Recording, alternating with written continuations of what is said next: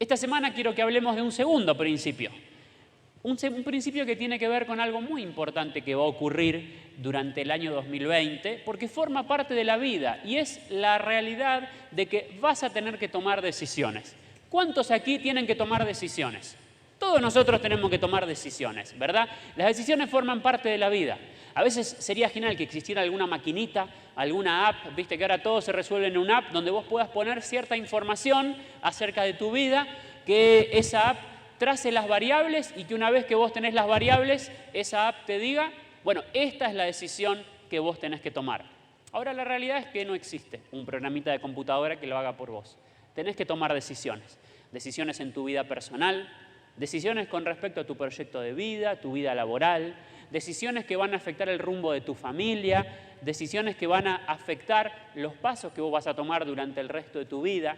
Y es clave que vos puedas aprender la manera de tomar buenas decisiones. Si vos tomás buenas decisiones en el año 2020, cuando el año termine, va a ser un año de crecimiento, de bendición, de victoria. Si vos no aprendés a tomar buenas decisiones, el año 2020 puede ser un año de retroceso o, en el mejor de los casos, un año de estancamiento. Por eso me gustaría que juntos pudiéramos hacernos esta pregunta. ¿Cómo tomás tus decisiones? Vayamos un poquito atrás, vayamos a tu pasado, al año 2019 y un poquito más atrás, y tratemos de descubrir juntos cuáles fueron las, por lo menos 3 grandes maneras en las cuales vos tomaste tus decisiones. Y si esas decisiones te llevaron a un buen resultado o no.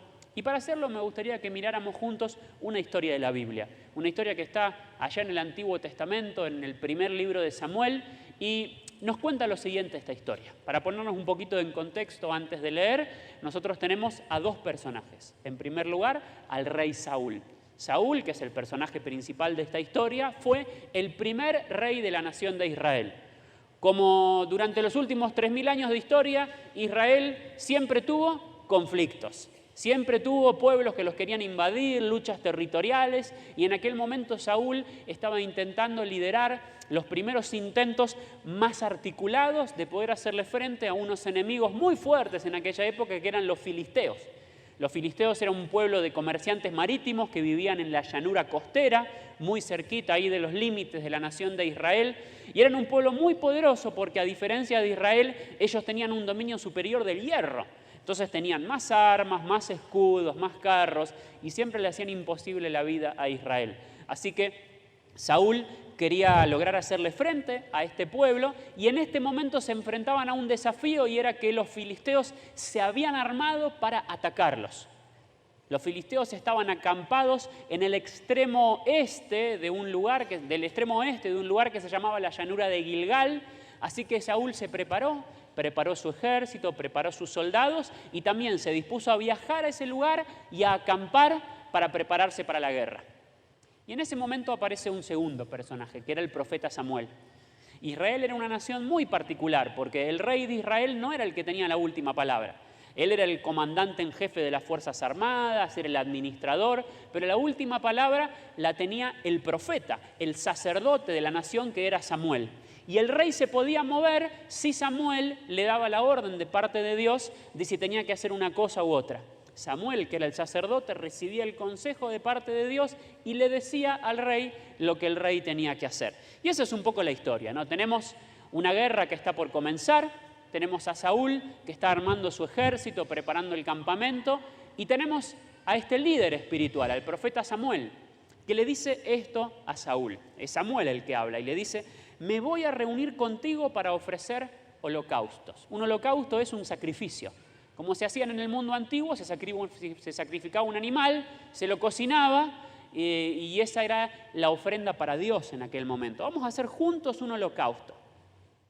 Y cuando llegue a la llanura de Gilgal, al lugar donde Saúl y su ejército estaban por viajar, te diré lo que tienes que hacer.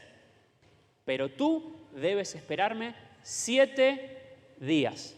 Esta fue la orden que Samuel le dio a Saúl. Samuel le dijo: prepara tu ejército, andá, viajá a esa llanura, armá el campamento, preparen las espadas, preparen todo, pero espérenme 7 días. Yo voy a llegar 7 días después. Cuando llegue a ese lugar vamos a hacer una celebración, vamos a cantar unas canciones, vamos a hacer un sacrificio, vamos a orar y ahí te voy a decir lo que tenés que hacer.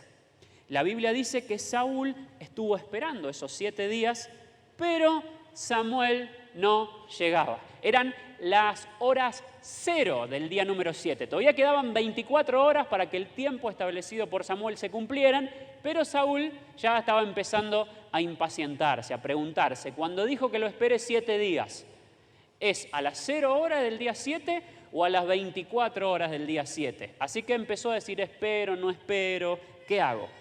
Y dice la Biblia que como los soldados comenzaban a desbandarse, ya estaban nerviosos los soldados de tanta espera, Saúl ordenó, tráiganme el holocausto y los sacrificios de comunión, y él mismo ofreció el holocausto. Si querés, después en tu casa podés buscar qué es un sacrificio de comunión, qué es un holocausto. Por ahí no es lo más importante ahora, pero sí entender esto. Aquí nosotros podemos ver un primer mecanismo. El primer mecanismo que Saúl utilizó para tomar una decisión y un mecanismo que muchas veces nosotros utilizamos, que ¿cuál es? Usar nuestro propio criterio para controlar las cosas. Ahí tenés 3 espacios en tu hojita del mensaje. En el primer espacio, ahí en blanco, podés poner esto. Muchas veces nosotros usamos nuestro criterio. Nos enfrentamos a una situación tensa, una situación que exige que nosotros elijamos A o B o C, y entonces utilizamos nuestro criterio, reunimos información, pensamos qué puede ser lo mejor y tratamos de hacer algo con el propósito de tomar el control de la situación y asegurarnos que la decisión que vamos a tomar es buena.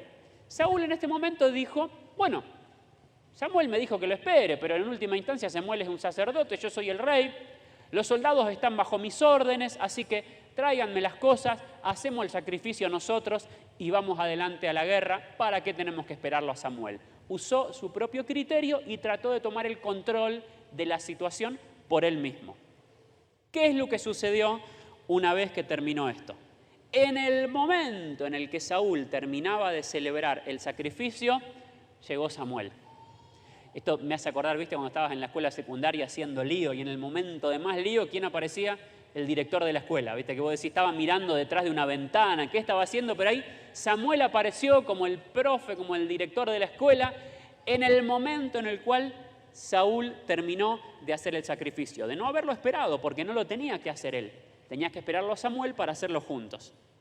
Así que Samuel le reclamó, ¿qué has hecho? No hace falta ser un especialista en cultura de Israel y en Antiguo Testamento para saber que si alguien te dice, ¿qué hiciste? Es porque hiciste algo malo, ¿no es cierto? Porque te mandaste una macana. Cuando a mí mi papá me decía, ¿qué hiciste, Abel? Yo sabía que lo que hice no era bueno. Y Samuel le dijo esto, ¿qué has hecho? No me esperaste. Usaste tu criterio y lo usaste mal, tomaste una mala decisión. Así que Saúl le respondió, un poco intentando justificarse. Mirá, Samuel, lo pongo medio criollo, ¿no?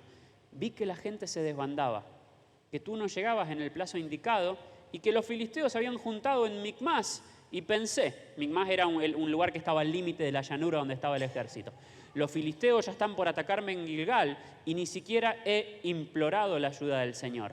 Por eso me atreví a ofrecer el holocausto. Y si estás mirando el texto conmigo, me gustaría que puedas resaltar esta frase. Vi que la gente se desbandaba.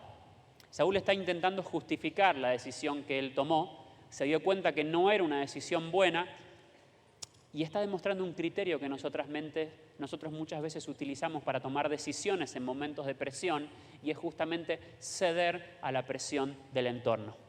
Saúl se enfrentaba a una realidad, la realidad de que la espera de 7 días en un contexto de guerra era una espera larga, que los soldados ya estaban empezando a impacientarse y en lugar de usar su rol de líder para decir, muchachos, vamos a esperar a Samuel, Samuel es el líder espiritual de la nación, confiemos en él, él muchas veces nos dio un consejo, cuando recibimos su consejo nos fue bien.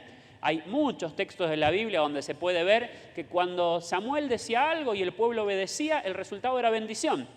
Pero en lugar de utilizar su liderazgo para esto, ¿qué hizo Saúl? Saúl dijo, bueno, si el pueblo quiere que hagamos el sacrificio, lo hacemos. Y terminó haciendo lo que muchas veces nosotros hacemos, cediendo a la presión del entorno y haciendo lo que el entorno, por presión, por empujar, por pinchar, te dice que tenés que hacer. Yo no sé si te habrá pasado, quizás podés mirar el año 2009, 2019, 2018, 2017, y quizás te encontrás con algunas decisiones que vos tomaste, no porque estabas convencido de que era lo correcto, sino porque tu entorno, tu familia, tu papá, tu mamá, tus compañeros de escuela, te presionaban y te decían que lo tenías que hacer porque era lo que todos hacían. Y terminaste actuando bajo presión. Permitime decirte esto, así como tu propio criterio muchas veces es limitado y a veces te puede llevar a tomar malas decisiones, ceder bajo la presión nunca te va a llevar a tomar una buena decisión. Si vos cedes a la presión, vas a terminar siendo víctima muchas veces de los intereses de otros que están buscando utilizarte a vos, o como chivo expiatorio, o como el que corta el queso. Por eso, grábate esto en tu corazón. Nunca tomes una decisión basándote en la presión de tu entorno, basándote en la presión de tus compañeros de trabajo, o de un jefe, o de tus compañeros de la facultad o de la escuela. Las decisiones tomadas bajo presión nunca dan un buen resultado. Ahora, la historia sigue y nos muestra cuál fue el resultado. El resultado de un hombre que primero usó su criterio y terminó no escuchando la voz de su líder. Un hombre que, lejos de tomar la actitud que tenía que tomar un líder, dijo, bueno, si la mayoría quiere que lo haga, lo hago. Este fue el resultado. ¿Qué le dijo Samuel? Le dijo, te has portado como un necio. La antigua versión Reina Valera de la Biblia, una traducción que muchos de nosotros hemos utilizado y por ahí también vos utilizás, tiene una frase que me encanta. Dice que Samuel le dice, locamente has actuado. Un poco fuerte, ¿no? Pero literalmente eso es lo que le dice Samuel. Actuaste locamente, actuaste sin cordura, le replicó Samuel. No has cumplido el mandato que te dio el Señor tu Dios. El Señor habría establecido tu reino sobre Israel para siempre. Pero ahora te digo que tu reino no permanecerá. Saúl pudo gobernar Israel durante varios años más, pero ya el corazón de Dios se alejó de la presencia de Saúl y Dios salió a buscar otro rey, que vos por ahí lo conocerás, es el rey David.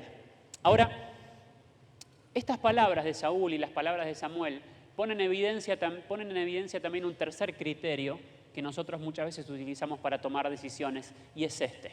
Nos basamos en tradiciones y en normas preestablecidas. Los especialistas en el Antiguo Testamento dicen esto, dicen que cuando Saúl tomó la decisión de hacer el sacrificio sin esperar a Samuel, fue porque él se basó en lo que eran las tradiciones de los demás reinos del lugar, de los filisteos, de los egipcios. En aquellos reinos no había un sacerdote que efectuaba el sacrificio, porque el rey unía en sí mismo el poder político y militar y el poder religioso o espiritual.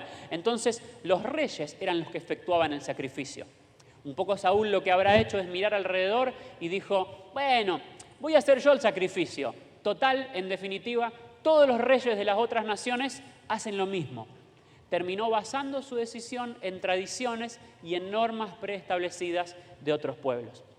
Yo a veces pienso también cuántas de las decisiones que nosotros tomamos tienen que ver con tradiciones familiares, ¿no? Hay familias donde nadie puede hacer lo que quiere, hay que hacer lo que dice el patriarca, ¿no es cierto? Si el patriarca dice nos vamos todos de vacaciones a tal lado, toda la familia, el primo, el tío, el sobrino, el perro, el gato, todo el mundo tiene que ir de vacaciones a donde dice el patriarca y apantallarlo. Y a veces se dice que vivimos en una sociedad patriarcal, pero hay familias que son matriarcales, ¿no es cierto? Hay familias que se hace lo que dice la mamá, lo que dice la abuela, y vos tenés pibes que ya son grandulotes, tienen 28, 30 años, terminaron una carrera universitaria, pero no toman se hace lo que dice la mamá. ¿Conocés familias así? Algunos se ríen para no llorar, ¿viste? Pero escucho un par de murmullos. Lo lamento si le pisé el callo a alguno, pero muchas veces somos así. Muchas veces, en lugar de tomar decisiones por convicción, nos terminamos basando en cómo tu familia te dice que hay que hacer las cosas, como tu papá, como tu mamá, como el líder de tu familia. A veces tomamos decisiones porque en tu cultura o en tu ámbito, en tu entorno, se toman las decisiones de determinada manera y nos termina yendo como le fue yendo al rey Saúl. Criterios, maneras de tomar decisiones que no te van a llevar a un buen resultado. Por eso, yo quisiera que nosotros pensemos juntos en esta tarde. ¿Cuál es la mejor manera de tomar decisiones? ¿Cuál es la manera que Dios espera que nosotros tomemos las grandes decisiones, los grandes desafíos que vamos a tener en este año 2020, para tener la certeza de que decidamos bien y que esas decisiones nos lleven a tener un crecimiento en nuestras vidas. Y fíjate que la Biblia dice en 1 de Juan capítulo 14, versículo 1 esto. Dice, confíen en Dios. Ese es Jesús el que está hablando. Y confíen también en mí. La clave para tomar buenas decisiones en la vida es establecer una relación de confianza con la persona más importante en la cual tenés que confiar, que es en Dios. Si vos confías en Dios y vos tomás las decisiones que Dios te desafía a tomar, más allá de las consecuencias, más allá de las dudas, vos podés tener esa certeza. Siempre van a ser decisiones buenas. De hecho, volviendo un poco a la historia de Saúl, vos sabés que los especialistas en historia de Israel señalan que esta historia que yo te leí fue la historia que determinó el ocaso del reinado de Saúl. El momento en el cual Dios dijo, este hombre no va a ser más el rey de Israel. ¿Por qué? Porque justamente cuando él hizo eso, cuando él no respetó el consejo de Samuel como la autoridad espiritual de Israel, no solamente puso en duda la estructura de gobierno que Dios había establecido para la nación de Israel, donde había un sacerdote que era el líder espiritual, el que transmitía la voz de Dios, sino que además Saúl demostró algo mucho más duro y mucho más terrible, que fue falta de temor y falta de reverencia a la presencia y a la santidad de Dios. Esto no lo digo yo, lo dicen todos los especialistas y los que comentan el libro de Samuel, que básicamente lo que Saúl pensó es esto. Saúl dijo, ¿por qué tengo que esperarlo a Samuel para hacer un cultito, para hacer una reunión? Si en definitiva lo que yo voy a pelear es una guerra. En el pensamiento de Saúl, la idea era la siguiente, es nosotros no vamos a ganar la batalla con oraciones, vamos a ganar la batalla con espadas. Así que terminemos rápido con este trámite, no le esperemos a Samuel, hagamos el sacrificio, que es una cuestión meramente formal, y después hagamos lo verdaderamente importante, que es afilar las espadas y salir a la batalla. Y ese fue el pensamiento subyacente que le costó a Saúl el liderazgo sobre la nación de Israel. Porque si hay algo que había sido evidente en la historia de Israel, es que cada batalla que Israel ganó, no la ganó porque tenían buenas espadas o buenos escudos o buenos caballos o la mayor cantidad de carros. Cuando ellos ganaron batallas fue porque las ganaron espiritualmente, porque la presencia de Dios estaba con ellos, porque el poder de Dios estaba con ellos.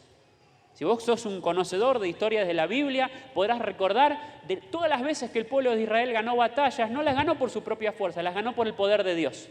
Pensemos en cuando Dios utilizó a Josué para derribar los muros de Jericó, esa ciudad murallada, esa ciudad militarizada. El pueblo de Israel durante varios días dio vueltas alrededor de los muros de Jericó y cuando Dios le dijo, ahora toquen las trompetas, ellos tocaron las trompetas y los muros se derribaron. Cuando Dios levantó a Gedeón, uno de los líderes de Israel, tiempo atrás de esta historia, Dios lo usó para derrotar a un ejército de miles de personas, nada más que con 200 soldados. ¿Y cuál fue la estrategia? Escuchar la voz de Dios y confiar en las instrucciones que Dios le estaba dando. Ese fue el pecado de Saúl, no confiar, no escuchar la voz de Dios y no estar dispuesto a escuchar cuál era la manera en la cual Dios le estaba diciendo que ellos iban a tener la victoria. Por eso si podemos aprender algo de Saúl es que no tenés que confiar en tus propios recursos. Tenés que confiar en Dios y tenés que estar seguro de que la estrategia de Dios para tu victoria es la mejor. Ahora, la gran pregunta es, ¿cómo se hace? ¿Cómo se hace para poder desarrollar una confianza en Dios? ¿Cómo se hace para poder escuchar la voz de Dios y tener la seguridad de que cuando tome una decisión, voy a tomar la decisión que sea la que Dios está esperando que yo tome? La respuesta la encontramos en cómo sigue esta historia. En Juan capítulo 15, versículo 7, ahí nomás después de los corchetes, Jesús dice, si ustedes permanecen en mí, y resalta esto, y mis palabras permanecen en ustedes, pueden pedir lo que quieran y les será concedido. La clave para poder encontrar la vida que vos estás necesitando, la clave para poder tener la seguridad que frente a momentos de crisis vas a tomar siempre la decisión correcta es permaneciendo en la palabra de Dios. La palabra de Dios es esta, la palabra de Dios es la Biblia. Cuando vos tomás la decisión de adecuar tus decisiones a lo que Dios dice en su palabra, cuando vos te enfrentás frente a un desafío y decís, no voy a tomar la decisión que a mí me parece que es la más correcta, Voy a tomar la decisión que Dios dice en su palabra que es la más correcta. No me voy a guiar por la presión de lo que la mayoría me dice que tengo que hacer. Voy a hacer lo que Dios me dice en su palabra que es lo correcto. Cuando vos escuchás tradiciones familiares y en algún momento tu viejo te dice, no, los López, los Pérez, los González, actuamos así. Cuando vos abrís la palabra de Dios y decís, yo puedo ser López, puedo ser Pérez, puedo ser González, pero por sobre todas las cosas, soy un hijo de Dios. Y este es mi manual. Y yo no voy a hacer lo que dicen los López. Yo no voy a hacer lo que dicen los Sagastía. Yo voy a hacer lo que dice Dios en su palabra. Cuando vos confías en Dios, cuando vos llenás tu mente y tu corazón de la palabra de Dios y determinás tus decisiones por lo que Dios dice en este libro, podés tener la seguridad de que siempre vas a tomar buenas decisiones. Es una relación de confianza que va creciendo a medida que vos te vas llenando y vas cargando tu mente con las promesas de Dios, con la verdad de Dios y con la manera en la cual Dios te dice que los desafíos se enfrentan. Ahora, yo quisiera hablarte en esta noche de 4 grandes principios espirituales. 4 grandes principios espirituales que tienen que ver con la confianza y que tienen que ver con la manera en la cual vos tenés que caminar cuando Dios en su palabra te presenta un desafío. Muchas veces te va a pasar esto. Te va a pasar que vos vas a abrir la Biblia y Dios te va a sorprender con una palabra que sacude tus creencias, que sacude tus convicciones, con una palabra que te hace ver que el camino que vos estabas pensando no es el camino que Dios te está diciendo que es el correcto. Muchas veces te va a pasar esto. Cuando esto te pase, hay 4 grandes determinaciones que tenés que tomar. La primera es esta. La primera es confía en Dios, aunque no entiendas todo.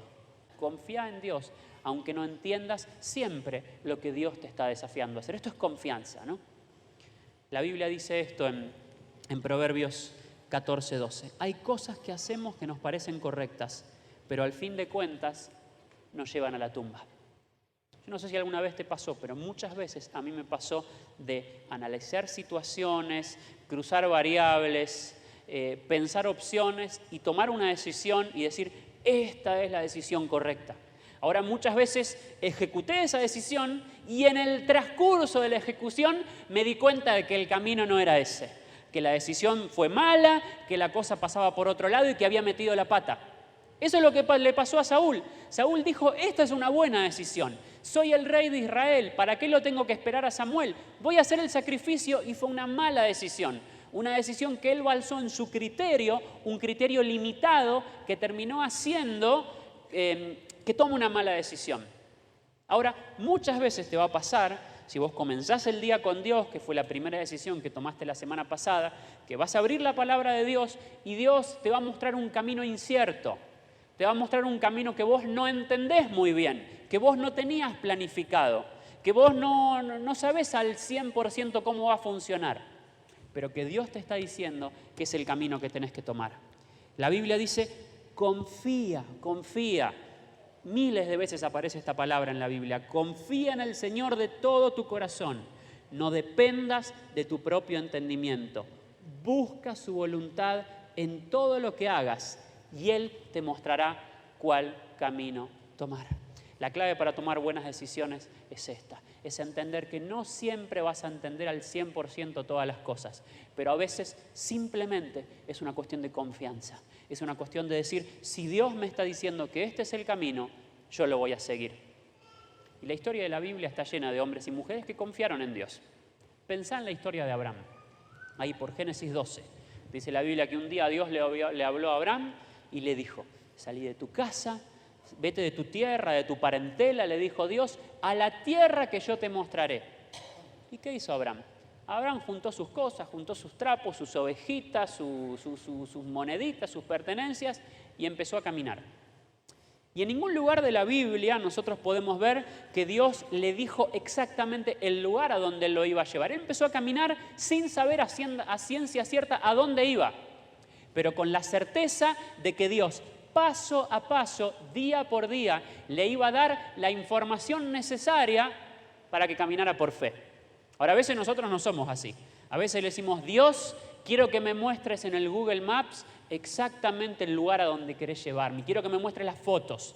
Y cuando yo vea las fotos y sepa que es un lugar bueno y que ahí voy a poder edificar mi casa, y si tengo 3 árboles de limones, porque a mí me gustan los árboles de limones, entonces te voy a obedecer. ¿Te imaginas eso? Yo no me imagino a Samuel mostrándole, che, mirá Sara, qué lindo lugar a donde va a nos llevar Dios. Mirá qué lindo, acá hay un arroyito que pasa. Acá al lado vamos a hacer nuestra casita, ¿sí? Acá vamos a poner el lavadero, acá van a dormir los nenes, porque Dios me dijo que cuando tenga 91, Dios me va a dar un hijo. Él no sabía todas esas cosas. Él caminó a tientas, medio a ciegas, como Indiana Jones. ¿Viste Indiana Jones? Esa gran escena que no hace falta ser un fanático para haberla visto. En ese momento creo que era en búsqueda del Santo Grial, ¿no? Cuando él tuvo que caminar en un precipicio y él tenía que poner sus pies, y a medida que él ponía sus pies, se iba haciendo visible un puente invisible. Yo aprendí esto hace mucho tiempo. Aprendí a confiar en Dios y aprendí que vale la pena obedecerlo, aunque no tenga siempre el 100% de la información de lo que Él me está pidiendo. Sabes que Dios es infinito en sabiduría. Dios es infinito en sabiduría y su perfecto conocimiento a mí me ayuda a descansar en esto, en una certeza. En la certeza de que no siempre entiendo su voluntad. No siempre voy a entender por qué Él me dice, cuidado, no vayas por este camino. No siempre voy a entender por qué me dice, ese camino que vos pensabas que no era, ese es el camino que tengo para vos. No siempre lo entiendo a Dios, pero descanso en esta certeza. La certeza de que su voluntad es lo mejor para mí. ¿Vos crees eso? ¿Vos crees que su voluntad es lo mejor para vos? Va a haber cientos de oportunidades en las cuales vos vas a ser desafiado a esto. Vas a ser desafiado a caminar con Dios paso a paso, centímetro a centímetro, sin tener toda la información que te gustaría tener, ni todas las razones, ni todos los por qué. Pero vas a tener que avanzar y demostrar que confías en Dios, que confías en tu Padre Celestial. Ahora, ¿cómo puedes alimentar esta relación de confianza? Tal vez vos me estás escuchando y me decís, mira, a mí me encantaría esto, me encantaría que Dios un día me hable, que me presente un desafío, que me diga que renuncie a mi trabajo y que Él tiene otro preparado para mí. Me encantaría que Dios me diga, andate de tu provincia y anda a vivir a otra. Me gustaría poder contar estas historias. Ahora, ¿cómo se hace para vivir esas historias de fe? ¿Cómo se hace para escuchar la voz de Dios y animarse a caminar sin ver? Bueno, la clave está de vuelta en lo mismo, está en llenar tu vida de la palabra de Dios. La Biblia dice en 2 de Pedro 1:19, contamos con la muy confiable palabra profética. La palabra profética no es la palabra profética del profeta Sultanito, está hablando de la Biblia. Cuando Pedro está hablando de la palabra profética, está hablando del texto escrito de la palabra de Dios. Y él nos dice, contamos con algo sumamente confiable, que es la palabra de Dios, la palabra que Él nos dejó escrita. Y Él dice esto acerca de la palabra. Es una antorcha que alumbra en la oscuridad. Y hasta que aclare el día y el lucero de la mañana salga en el corazón de ustedes. Yo te puedo asegurar esto. Hay un montón de veces en las cuales Dios me desafió a recorrer caminos que no estaban transitados. Y muchas veces me tuve que manejar así, como con una antorcha que ilumina hasta cierto punto. Pero Dios me decía, avanza, avanza, avanza. Y cuando llegaba al final del camino y podía ver todo ese camino iluminado, yo pude decir, Dios, gracias por el que vos me guiaste en cada momento. Dios quiere que vos crezcas en confianza a Él. Dios quiere que los descubras. Dios quiere ponerte un montón de desafíos que vas a tener que asumir por fe. Dios te va a poner un montón de momentos en los cuales vas a tener que tomar una decisión con la certeza de que Dios te está diciendo que ese es el camino, pero con más preguntas que respuestas. Ahora, cuando vos tomes ese camino, vos vas a ver cómo Dios te va a llevar a un camino de desarrollo y de crecimiento espiritual. Así que en primer lugar, confía en Dios, aunque no entiendas el 100% de todas las cosas. Y en segundo lugar, confía en Dios y deja las consecuencias en sus manos. Y tal vez este es uno de los desafíos más difíciles para vos y para mí. A mí me cuesta mucho esto. Cuando Dios me desafía a tomar una decisión y yo sé que un montón de gente va a estar contenta con esa decisión. Qué bueno, Pastor Abel, que por fin tomó esta decisión. Estábamos esperando que usted tome esa decisión. Ahí uno se pone contento, ¿no?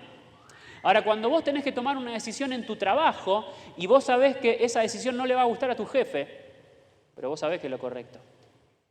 Cuando vos tenés que tomar una decisión en tu escuela y vos sabés que esa decisión va a ser una decisión que vos sabés que es lo correcto, pero tus compañeros de escuela tenían pensado otra cosa, ¿sí? Tenían pensado hacer algo diferente. Ahí es donde uno se pone a pensar, ¿confío en Dios o no confío? ¿Tomo esta decisión o no la tomo? ¿Cuál puede ser la consecuencia de tomar esa decisión? Este va a ser un gran desafío para vos en este año 2020. Vas a tener muchas oportunidades, muchos momentos en los cuales vas a ser desafiado a hacer lo correcto con el temor, con la duda de que por hacer lo correcto sufras consecuencias de gente que se ponga en contra de vos. Y eso fue un poco lo que le pasó a Saúl. Saúl dijo, tengo que ir a la batalla con los filisteos. Tengo que esperar 24 horas a Samuel. Ya vengo alentando a los soldados hace 6 días. Que esperen, que tengan paciencia, pero ya los muchachos no aguantan más. ¿Qué pasa si Samuel no viene? Entonces él se adelantó, él desobedeció, él utilizó su propio criterio. ¿Por qué? Porque tuvo miedo a las consecuencias. Tomó una decisión que él sabía que no era la correcta. ¿Por qué? Porque midió la consecuencia política de una decisión o de otra. Ahora, ¿sabes qué? Así como la Biblia nos narra esta triste historia, la historia de un hombre que por temor a las consecuencias eligió el camino incorrecto y se dio la presión, la Biblia está llena de historias de hombres y mujeres que tomaron la decisión correcta y que no les importaron las consecuencias. Y fueron las personas que Dios usó. Y tal vez una de las historias más lindas es la de Lucas capítulo 5, la historia de Jesús y de Simón, ese hombre que después se iba a transformar porque Jesús le iba a cambiar el nombre en Pedro, el apóstol. Jesús estaba haciendo lo que solía hacer, él estaba caminando por las orillas del mar de Galilea, o como le llama Lucas, el lago de Genesaret, y él estaba enseñando, y llegó un punto en que era tanta la gente que se acercaba a escucharlo, que prácticamente lo tiraban al agua. Entonces Jesús miró ahí un par de metros que había un muchacho que él conocía, que tenían ya una cierta relación de amistad, que era Simón. Se acercó a Simón y le dijo, che, Simón, ¿me dejás subirte a tu barca y me la tirás unos metros para atrás para que lo pueda usar de plataforma para poder enseñarle a la gente? Así que Simón le dijo, dale, Jesús, subí, no hay drama. Era porteño Simón, por eso hablaba así. Dale, subí, papá. No, le dijo, subí. Bueno, volvamos a la historia. Jesús le pide a Simón, ¿puedo subir a tu barca? Y Simón le dice, sí. Y bueno, y sube a la barca y ahí se pone a enseñar. No sabemos qué enseñó, no sabemos de qué habló, pero cuando terminó de enseñar, dijo, le voy a dar a Pedro, a Simón, una lección teórico-práctica. Y ahí empieza el texto que nosotros encontramos en este punto. Jesús le dice, Simón, lleva la barca hacia aguas más profundas y echen allí las redes para pescar. Es decir, lleva la barca un poquito más atrás y quiero que pesques. ¿Qué le responde Simón? Aclaremos esto, Simón era pescador. Simón tenía una empresa de pesca. Él laburaba con sus hermanos, que son el plural que aparece ahí. Y Jesús era el hijo de un carpintero, o por lo menos la gente creía que era el hijo de un carpintero. No sabía mucho de pesca. Así que Simón le responde esto, Maestro, hemos estado trabajando duro toda la noche y no hemos pescado nada. Acá el Pedro, que está utilizando su propio criterio, le dice, mirá, Jesús, perdóname, pero se pesca de noche, no se pesca de día. Y no solamente que se pesca de noche y no de día, sino que además estuve toda la noche intentando pescar en el lugar adecuado, a la hora adecuada y no pesqué nada. Y ahí aparece el segundo criterio, el pensar en las consecuencias y en lo que van a decir los demás. Yo creo que en el corazón de Pedro estaba esta idea. Si yo hago lo que me dice Jesús, voy, tiro mis redes de día, todos mis amigos que están ahí en la orilla se me van a matar de la risa. Van a decir, Simón está loco, ¿qué está haciendo? Si sabe que no hay pique y encima está pescando en una hora donde no se pesca. Yo creo que él pensó en todo esto. Pensó en la irracionalidad de lo que Jesús le estaba pidiendo. Pensó en las consecuencias que iba a sufrir si tomaba esta decisión. Las consecuencias de cansancio por remar hasta el centro del lago. Las consecuencias de sufrir la burla de los amigos que se habían quedado en la orilla. Ahora, en ese momento, las dos neuronas que le quedaban funcionando por fe a Simón le hicieron sinapsis. Ahí se unieron, se cruzaron y automáticamente el flaco corrige el rumbo de su argumentación y después de haberle dicho, maestro, estuvimos toda la noche, no pescamos nada, ¿qué va a decir la gente?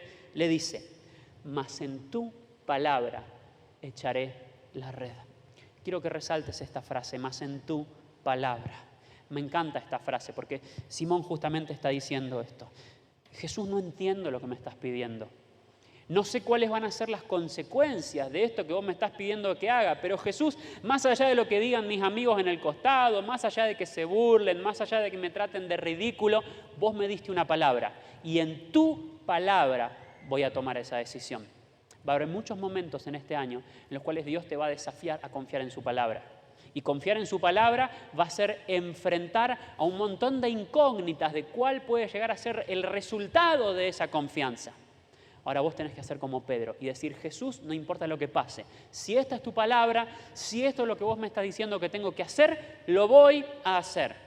¿Y cuál fue el resultado? La Biblia dice esto.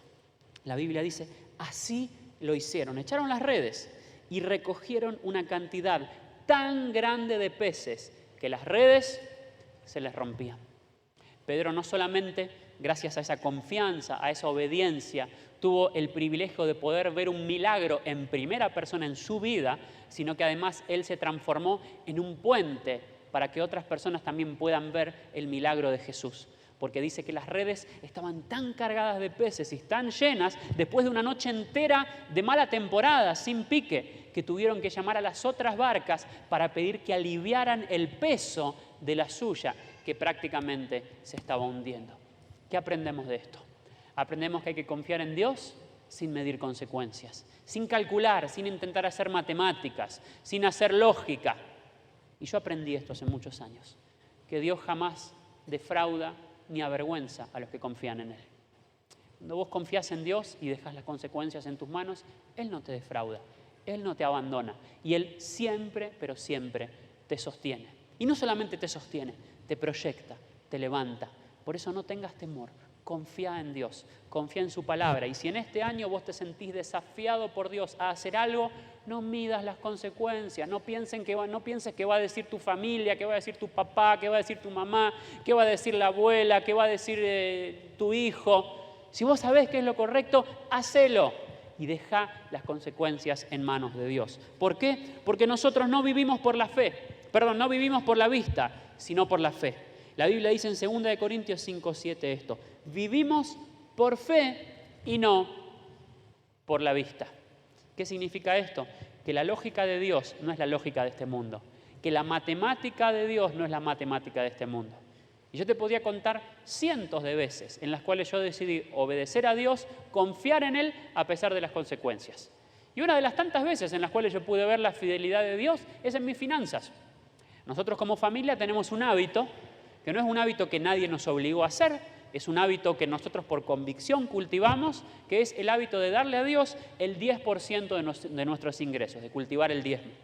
Hay momentos en los cuales es fácil dar el diezmo, porque vos entrás a distribuir lo que necesitas para comida, lo que necesitas para pagar la luz, para conseguir el gas para cocinar, y el resultado final es que a vos te sobra un 30% de sueldo. Y cuando vos te sobra un 30% de sueldo, ¿qué te cuesta dar un 10%? Ahora, cuando se te enferman los chicos, cuando hay un gasto inesperado, cuando se te rompe algo en la casa y vos mirás tus cuentas y entraron 10 y salieron 110. Ahí hay que animarse a ser obediente a Dios. Ahí hay que animarse a seguir practicando un hábito espiritual. Ahora, ¿sabes qué aprendí yo? Que si yo confío en Dios y dejo las consecuencias en sus manos, Él me sostiene. Y yo no sé cómo funciona, pero esto es así. En la lógica de este mundo, 10 es más que 9. 100% es más que 90%. Ahora, en la lógica de Dios, 90% con su bendición es más que 100% sin su bendición. Y yo te puedo asegurar esto. Hubo meses en los cuales a mi familia y a mí nos costó cultivar este hábito espiritual. Pero cuando lo hicimos fue cuando vimos la mano de Dios obrando. Y yo puedo decirte esto. Hubo meses en los cuales no fue fácil hacerlo. Pero ¿sabes qué? Abríamos la alacena y agarramos los paquetes de comida y parece que los paquetes de comida se multiplicaban. Éramos como la viuda de esa historia del Antiguo Testamento que tenía una botellita de aceite y un cuenco de harina, y dice la Biblia que era fiel a Dios y que sacaba harina y la harina no se terminaba, y sacaba aceite y el aceite no se terminaba. Y eso es caminar por fe. Cuando vos obedeces a Dios, cuando vos lo pones en primer lugar y cuando vos decís voy a cumplir lo que Dios me está diciendo que tengo que cumplir y lo voy a hacer en fe, Dios demuestra que Él está por encima de la matemática, que Él está por encima de la lógica, que Él está por encima de cualquier cálculo y Él te sostiene. No vivimos por la vista, no vivimos por la matemática de este mundo, vivimos por la fe de un Dios que es dueño de todos los recursos. Ahora, nuevamente, ¿cómo podés hacer para que esta fe crezca, para que esta fe aumente en vos? Lo dice la Biblia y lo dice claramente. La fe proviene del oír. ¿Y el oír de dónde? De la palabra de Dios. Cuanto vos más te llenás de la palabra de Dios, más sos desafiado a creer. Lees historias de hombres y mujeres que obedecieron a Dios en contra de la corriente y Dios los sostuvo y Dios los prosperó y Dios los bendijo. Y esas historias en algún momento se empiezan a entrelazar con tu propia historia y Dios te desafía y Dios te dice obedeceme, caminá, toma esta decisión y Dios se sostiene y Dios te levanta. Esta semana me estaba acordando de un testimonio así, ¿no? De veces en las cuales uno confía en Dios y deja las consecuencias en sus manos. Y me acordé de uno de los primeros años de la escuela secundaria.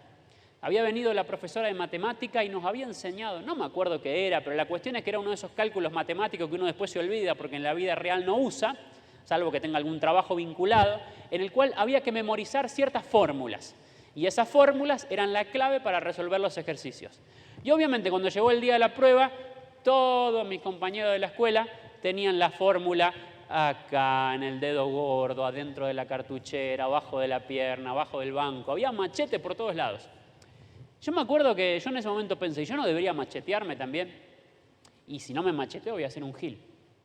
Y me acuerdo que mis compañeros me decían, ¿dónde está tu fórmula? No, yo voy a confiar en Dios. Dios va a hacer que me las acuerde. Y la verdad que no me las acordaba.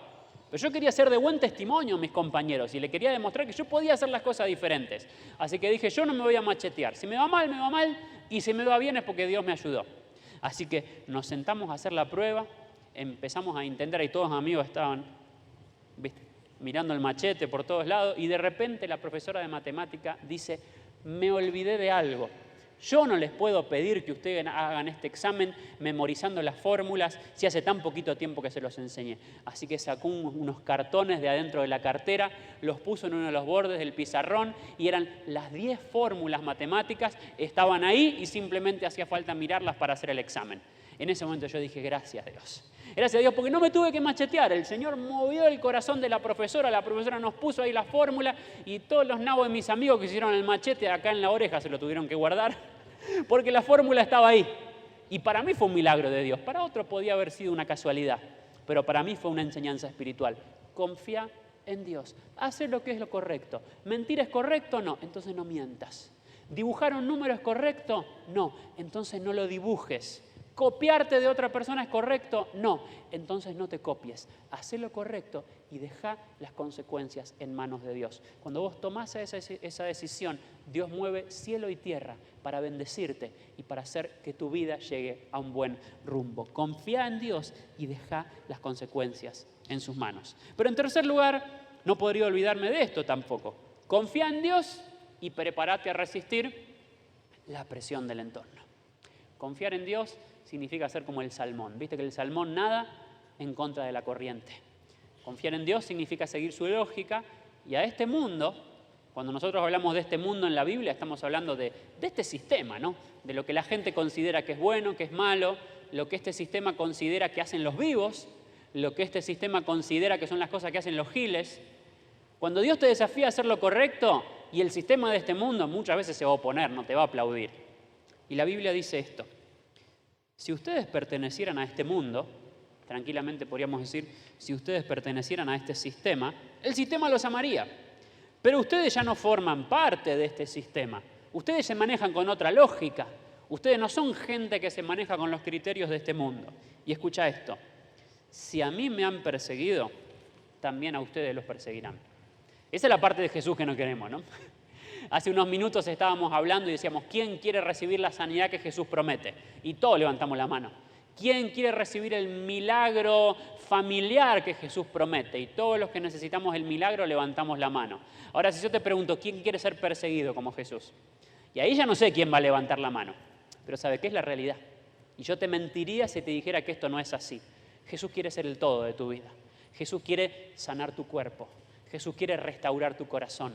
Jesús quiere que tengas éxito. Jesús quiere que tomes decisiones que te lleven más alto, a ser gente de más influencia, a ser una persona con autoridad, a ser una persona llena de tu presencia. Pero parte del paquete es que así como vas a recibir la sanidad de Jesús, vas a ser perseguido como Jesús fue perseguido.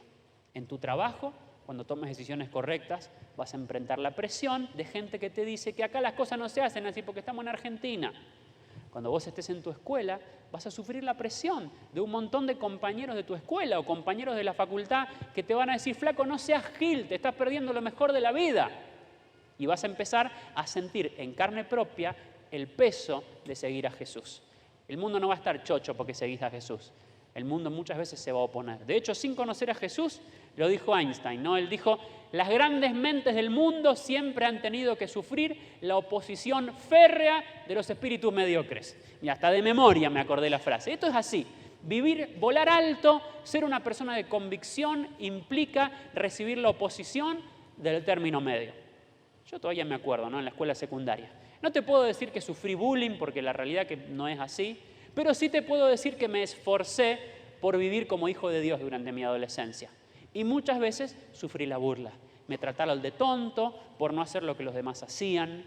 Me trataron de fanático religioso por no sumarme a determinadas prácticas. Me acuerdo que en mi adolescencia y después durante toda la vida, ¿no? Porque uno siempre sufre la oposición cuando vive en base a sus convicciones. Primera de Juan capítulo 2 era mi salvavidas. Era la palabra que Dios me daba. La Biblia dice, nada de lo que hay en este mundo, es decir, nada de lo que este sistema valora. Los malos deseos del cuerpo, la codicia de los ojos y la arrogancia de la vida provienen del Padre, sino del mundo. Parecen un poco difíciles estas palabras, ¿no? Los malos deseos del cuerpo, la codicia de los ojos, la arrogancia de la vida, pero básicamente podemos traducirla en tres palabras simples que son las palabras que este sistema te dice que tenés que tener para ser exitoso. Y son las tres. Sexo, dinero y poder. El sistema de este mundo te dice que los vivos son los que tienen sexo. Con muchas chicas, con muchos chicos. En la escuela secundaria, ¿quiénes eran los vivos y los que andaban con todas? El que andaba con todas, el que tenía muchas novias, el que venía el lunes y se contaba cuántas pibas se levantó el fin de semana, era el vivo, ¿no? Porque tenía mucho de los malos deseos del cuerpo. No es porque el sexo sea malo, sino porque Dios nos dio una forma para poder disfrutarlo. Dinero. La codicia de los ojos. ¿Quién era el winner de la escuela secundaria? Y el que tenía plata, el que podía ir al kiosco y comprarse la cepita con el alfajor Milka, ¿viste? El que venía a la escuela en moto, el que venía a la escuela en auto, ¿no? Ese era el winner, el que tenía poder, el que tenía influencia sobre los demás. Estas son las tres cosas que nuestro sistema valora. El sexo, el dinero y el poder. Ahora fíjate lo que dice la Biblia. Pero el mundo se acaba junto con sus malos deseos. Pero el que hace la voluntad de Dios permanece para siempre. Este sistema te va a decir que vos tenés que valorar todas estas cosas y que si no las valorás, sos un gil. Ahora déjame aclararte esto. Este sistema se agota. Este sistema termina demostrando que no importa cuánto sexo, cuánto dinero y cuánto poder acumules, nada de eso te llena.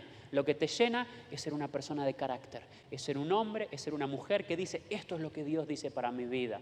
Y si Dios me dice que tengo que esperar a la mujer de mi vida para tener intimidad con ella, voy a esperar. Y si Dios me dice que tengo que mantener puro mi cuerpo porque es templo del Espíritu Santo, que me tengo que mantener libre y no intoxicarme con determinadas sustancias, aunque me diga que eso hacen los vivos, yo voy a obedecer la voluntad de Dios. Esta prédica fue medio un viaje a mi adolescencia, así que algún psicólogo se estará haciendo la fiesta conmigo en este momento. Pero yo me acordaba de esto, ¿no? Me acordé de las veces que me trataron de tonto en la escuela. Me acordé de las veces que me ningunearon por religioso. Yo tenía 16 años y me decían el pastor Abel. Pero no porque fuera pastor, sino porque siempre manifestaba mi fe y no era perfecto, no era perfecto. Me mandé de las mías también, pero siempre buscaba ser un cristiano auténtico. ¿Y sabes qué? Muchos de los que se burlaron de mí después vinieron a pedirme consejo. Y yo no lo vivo como una revancha, ¿no? Porque hay gente que dice, viste, los que se burlaron de mí ahora acá los voy a tener. No, lo vivo con alegría, porque Dios realmente me confirmó. Hace un par de años nada más, cuando yo estaba ya aquí en Mendoza, en los primeros años, me escribió un compañero de la escuela secundaria. Oh, casualidad, era el winner de quinto año. El flaco las tenía todas, tenía la facha, tenía la pilcha, usaba el jean quarry que estaba de moda y todos queríamos tener. La mitad de aquí no sabe lo que era un jean quarry, pero era lo que todos anhelábamos tener, y él tenía uno para cada día del año. Él venía en auto a la escuela. Era repitente, así que tenía la edad para manejar, le habían dado el permiso, y no venía en un Fiat 600, venía en un BM. Un BM viejito, tenía sus 20 años, era modelo 88 para aquella época, pero un BM es un BM, y el flaco venía en BM y siempre se llevaba a la casa a la chica linda del curso, ¿no? Él era el winner, él tenía la vida que todos anhelaban tener. Y un día el winner del curso me escribió a mí. ¿Y qué me puso? Me dijo: Abel, te estuve mirando en tu Facebook y la verdad tenés una vida fantástica y me gustaría que me des un consejo porque estoy en una situación en la cual no puedo salir. Y me habló de su actual pareja, me habló de que tenía un hijo adolescente, que no sabía cómo manejar ciertas situaciones, y yo tuve el privilegio de poder aconsejarlo. Y no solamente me sentí bendecido de poder darle un consejo a un compañero de la secundaria que en aquel momento supuestamente tenía todo, sino que además fue como una confirmación de Dios para mi vida. Dios me dijo: vale la pena. Valió la pena intentar, valió la pena luchar por ser un cristiano auténtico. Valió la pena por decirle que no a lo que muchos decían que sí. Valió la pena luchar por vivir un estilo de vida distinto, un estilo de vida que en aquel momento era alternativo, pero que hoy me llevó a una vida con la cual no solamente yo estoy sumamente feliz, sino que las personas que en aquel momento tenían estas tres cosas que había que tener para ser un winner, me miraban y me decían: che, enséñame cómo se hace para tener esa vida que vos tenés. Y yo tuve la oportunidad de hablarle a Jesús, de presentarle el Evangelio y de recomendarle una iglesia a la cual este chico está yendo. Y para mí esto fue parte del trato de Dios. La Biblia dice: al de carácter firme lo guardarás en perfecta paz, porque en ti confía. Yo quiero presentarte este desafío. Tal vez vos estás aquí, sos adolescente y luchás por ser un cristiano auténtico en tu escuela secundaria. Tal vez vos estás estudiando en la facultad y luchás porque te dicen que sos un gil porque no te unís a determinada causa ideológica. Tal vez vos estás en tu trabajo y estás siendo presionado a tomar determinadas decisiones y casi que en algunas cediste. Yo soy tu pastor. Y si hay algo que caracteriza a una iglesia es esto. Una iglesia es un grupo de personas que confían en quienes los pastorean. Si hay una relación de confianza, yo puedo ser tu pastor. Permitime decirte esto. Y confía en que lo que te estoy diciendo es verdad. Yo me siento privilegiado de haberme esforzado por tomar decisiones correctas. Y yo puedo mirar atrás y puedo tener esta certeza. La certeza de que Dios me sostuvo en cada una de mis decisiones. Y muchas veces tuve que tomar decisiones sufriendo la burla, sufriendo la presión, sufriendo el ninguneo del entorno, pero yo miro atrás y tengo esta certeza. La certeza de que esas decisiones me llevaron a un lugar del cual no me arrepiento de estar. Y eso es lo mismo que va a suceder en tu vida. No cedas a la presión. Lucha por ser un cristiano auténtico. Quizás durante el día, en el momento, pueda ser difícil, pueda sufrir la presión.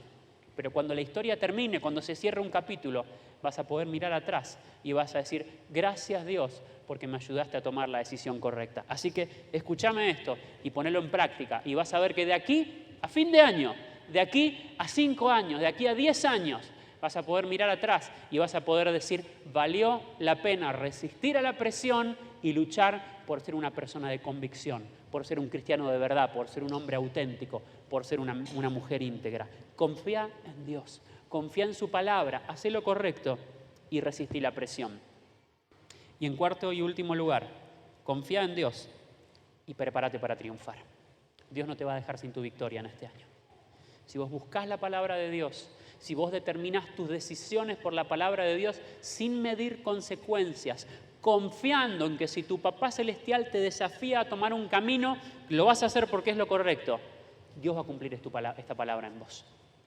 Dice la Biblia: bendito el hombre que confía en el Señor. Bendita la mujer que confía en el Señor. Y pone de vuelta, como una redundancia, aparece de vuelta la misma palabra, y pone su confianza en Él. Confía en Dios. El hombre que confía en Dios será como un árbol plantado junto al agua, que extiende sus raíces hacia la corriente y no teme que llegue el calor, y sus hojas están siempre verdes. En época de sequía no se angustia y nunca deja de dar fruto. Dios quiere que des fruto en tu vida. La semana pasada hablábamos de esto, de que vos sos una rama y Jesús es la vid verdadera. Cuando vos te conectás a la rama, Jesús te puede dar esa vida. Y la principal manera de conectarte a esa rama es escuchando la palabra de Dios y diciendo, no voy a hacer lo que a mí me gusta, no voy a hacer lo que a mí me parece que es mejor, no voy a hacer lo que los demás me dicen que tengo que hacer, no voy a andar en la política de medir consecuencias, voy a confiar en Dios, voy a obedecer a Dios con esta certeza, con la certeza de que Él me va a dar la vida que anhelo, que necesito, y aún esa vida todavía más grande, porque los sueños de Dios para tu vida son todavía mucho más grandes que los sueños que vos tenés. Ahora, tal vez vos estás aquí escuchando este mensaje y por ahí nos estás visitando, venís por primera vez, por segunda vez, y vos escuchás esto y decís, a mí me encanta esto, me gustaría ser un árbol verde, sentir que estoy lleno de vida, sentir que mi vida da fruto. Pero ¿sabe qué, pastor? Más que sentirme un árbol verde lleno de fruto, me siento una rama seca, muerta, tengo bajos quebrados. Tal vez vos te sentís así. Yo quiero que sepas algo, Jesús quiere devolverte la vida. Jesús tiene el poder de transformar tu vida seca, tu vida sedienta, tu vida resquebrajada en un árbol lleno de vida, en una rama verde. Él tiene la capacidad de darte el fruto que tu vida necesita. Por eso, ahí donde estás, si vos nunca clamaste a Dios, yo quisiera desafiarte que hoy, por primera vez en tu vida, puedas orarle a Dios de una manera personal y puedas pedirle como nunca antes que Él te dé esa vida que vos estás necesitando. Yo voy a hacer una oración y si vos de alguna manera sentís que la podés hacer personal en tu vida, te invito a que la hagas conmigo. Decirle, Jesús, te doy gracias porque sé que estás aquí. Hoy pude sentirte cuando cantaba las canciones. Hoy pude ver cómo hablabas a mi corazón a través de estas palabras. Jesús, vos sabés cómo está mi vida. Vos sabés que me siento seco, vos sabés que me siento roto. Por eso, Jesús, hoy te pido que tomes control de mi vida. Te recibo como mi único y suficiente Salvador. Hoy me decido a creer que vos diste tu vida por mí en la cruz y que vos podés transformarme en ese hombre o en esa mujer que vos anhelaste que sea. Dios, toma control de mi vida, saname, haceme una persona nueva y permitime vivir de tu mano todas esas promesas que vos tenés para mí. En el nombre de Jesús. Amén. La vida que vos anhelás se construye decisión a decisión. La gente que logra éxito, la gente que logra victoria, no es la gente que mira, que anhela, que desea, sino la gente que toma decisiones, que hace pactos y que los cumple. Y esta es la decisión, este es el principio con el cual vos tenés que pactar delante de la presencia de Dios. Y es esta, es la decisión de confiar en Dios. Si querés puedes anotarlo ahí en tu hoja, en la parte final. Esta es mi decisión elemental. Confiaré en Dios y basaré todas mis decisiones en su palabra. Yo no puedo prometerte, ni Dios te promete que este año va a ser un año color de rosa.